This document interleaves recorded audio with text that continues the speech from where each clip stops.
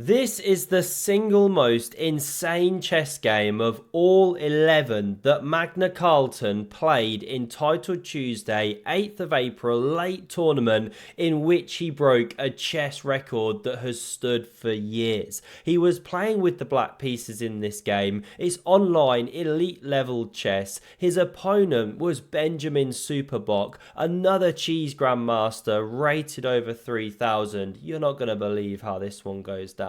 The Magnus effect is real. We see d4 played by Benjamin. Magnus responds in kind, Queen's Gambit, and he gobbles on c4. Great opening to have a look at, by the way. The Queen's Gambit accepted. I've linked a video in the description in case you're interested. The St. Louis Chess Club channel. Really nice, beginner friendly opening to get started if you want something with minimal theory. Now you can go e4 here and take the full center, but Benjamin goes for something more modest, just plays for e3 now. He does recoup the pawn here with a gobble. Magnus goes a6, looking to expand, and you could push the rook pawn, stop it, and it's a different game. You weaken this square. Instead, we just get castles. The bishop develops.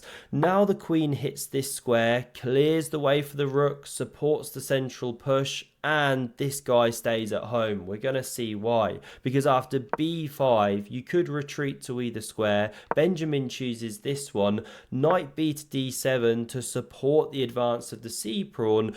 We now see the excellent pawn to a4, taking the tin opener to this structure. And if you advance here, well, it's positionally very irresponsible. The knight can now rotate like this, and it's a beautiful position for white. Really nice pressure here. Monster square on c4.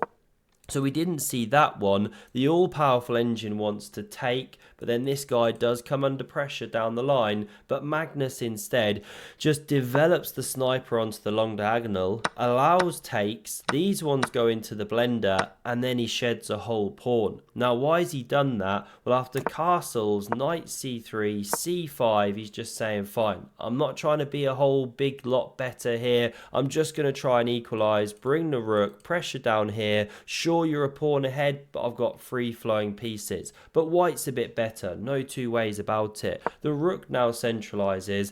Magnus blasts his one down here, looking at the weak b pawn. We get takes on c5, knight recaptures, and Benjamin slithers out with this bishop. Pawn h6 and bishop e1. Has he forgotten which way the pieces should move? Well, no. He opens the eyes of the rook, stays very solid here, can always bounce out in future. And this is the kind of thing we see. After Magnus centralizes, very natural move. The knight comes off the board in just a moment. Knight recaptures, and of course this one does have some prospects now. The pawn's under fire. It is defended, but we still see b3 to double save it. Magnus goes knight g5. Huge pressure on the light squares, so we get takes, and he recaptures with the pawn, leaving this bishop on the amazing diagonal here. There's pressure on g2, so of course it's defended with pawn f3, does expose the king, and now surely you play bishop d5 here, pressure this pawn, open the rook. Can white really hold on to it? It's going to be tricky, right? But no,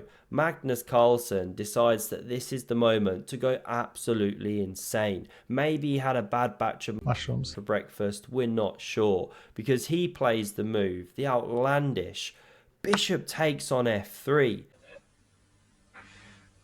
giving an entire bishop just for a pawn. I mean, what's the big idea here? We've not seen a move this odd since Wesley So decided to draw a cat for Kaya during the Armageddon bids in a Champions Chess Tour event. Now, to be fair to Wesley, just the day before, he'd gotten through a beautiful still life of Danny and his co-chess commentator. Cats were on the brain, so that's maybe why he drew it, but still an unusual move. What's Magnus's follow-up here? Does he want to now sacrifice the queen or the bishop? No, he goes for the rook.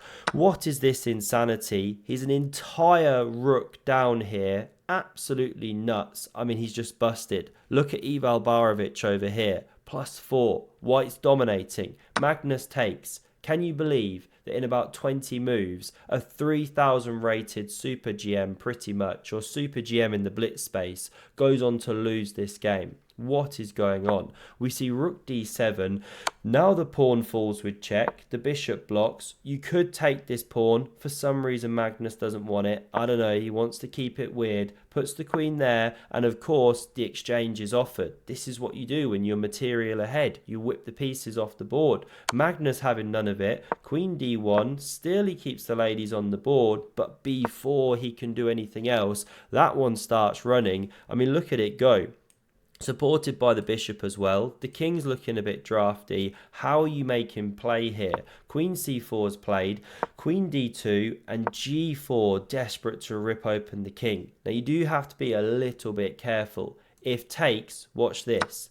The plummet of the bar there, back to level. Apparently this is a perpetual, although you have to be super careful. You know, one wrong check and the king escapes and you block and white's winning once more. We'll pause it there. This is the general idea. But we come back here. The pawn wasn't captured. Instead we see bishop d4 going for the exchange. Magnus doesn't allow it, of course. He pushes p in the center, and now surely you just drop that bishop back right. But no, it's a day of absolute weirdness. Benjamin Bock decides to sacrifice an entire bishop, offering it up to Magnus, but Magnus doesn't take it. Instead, he moves his bishop away because he doesn't want to allow the check on the back rank and then the forcing of the queens off the board here, but now you can go queen d3 anyway, offer that exchange. Magnus declining it with check, king g2, another check, the queen blocks the way, more check check, and amazingly Benjamin Bock goes wrong here.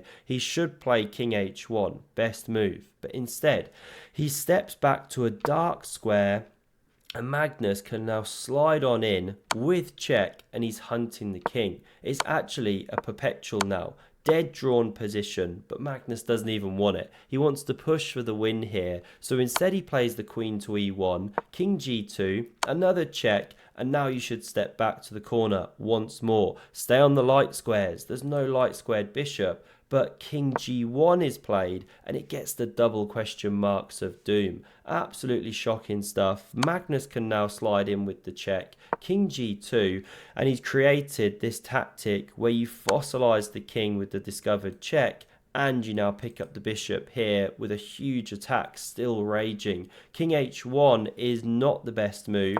There's a nice way to actually get checkmated in 2 moves. So we come back, we see king g3, takes with check. Now the king slides to h4 and it's checkmate in 4 moves. We get the check here. The king takes the pawn. Wherever you went, it was toast. Now this final check, the king slides up, and just to put the icing on the cake, Magnus checkmates with a pawn there. How on earth did he go on to win that game? Absolute insanity. And this was the final results of the tournament. He went 11 out of 11, clean swept Title Tuesday for the 3rd time in his career, and it puts him ahead of Hikaru, who's only done it twice. Chess history was made as he goes on to do it 3 times now. Absolutely stunning stuff. Hope you enjoyed this one, and have a look at the video on screen if you want to see another epic game of chess from Hikaru. Queen sacrifice, unreal stuff. Thanks a lot for watching and see you soon. Cheers.